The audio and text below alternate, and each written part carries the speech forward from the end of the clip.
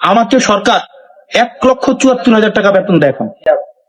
এই যে গাড়ি চলি না, মাসে 70,000 টাকা তেল খরচ দেয়, 70,000 টাকা তেল খরচ দেয়। ঢাকায় একটা বাসা, বিশাল বড় বাসা, যে বাসাটা হচ্ছে এখানে এত সুন্দর, এটা আপনি 2 লাখ টাকা দিয়ে এটা ভাড়া নিতে পারবেন না। এটা বাসা, এটা অফিস। এরপর হচ্ছে আমার যে কাপড় ইস্তারি করার জন্য সরকার খরচ দেয়, রান্নার জন্য বাবুর্চির খরচ দেয়। এগুলো কার কারণে পাইছি বলেন? এগুলা কি আমার আব্বার কারণে পাইছি?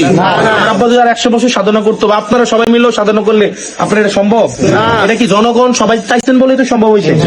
সরকার এত সুযোগ সুবিধা দিতেছে, মাসে 1,74,000 টাকা বেতন, 1-2টি আনা, 1,74,000 টাকা বেতন। তার মানে কি?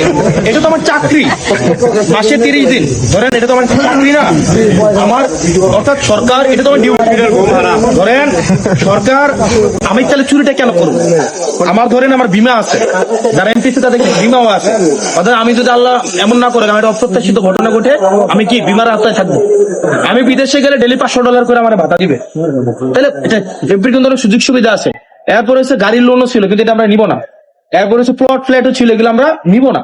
তাইলে একটা জিনিস দেখেন, আমাদেরকে এত সুযোগ সুবিধা দিতেছে, এটা বাদ দেন। আমার যদি 2 লাখ টাকা লাগে, আমি যদি আপনাদের এলাকায় এসে আমার দিবেন না, আমি কেন চুরি করে, মানে ধরেন 10 কেজি চাইলে এটা থেকে শ্বাসের মাইরা দিয়ে আমি কেন মানে টেনশনের মধ্যে ঘুমাবো?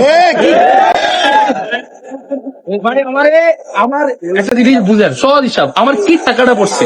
আমি তো বিশ্বাস করি, আমার যদি 10 লাখ টাকা লাগে, আমি যদি 10টা ইউনিয়নের 10টা লোকের কাছে করি, আমার 10 লাখ টাকা এমনিই দিবে না? তাহলে আমি কি টাকাটা লাগছে যে আমি চাল চুরি করে দেখাই, এবং এটাকে টেনশনের বিষয়, কোন সময় ধরা খেয়ে নাই ধরা। আমার তো ভাই ভয় আছে না, এত মিডিয়া কি 1-2টা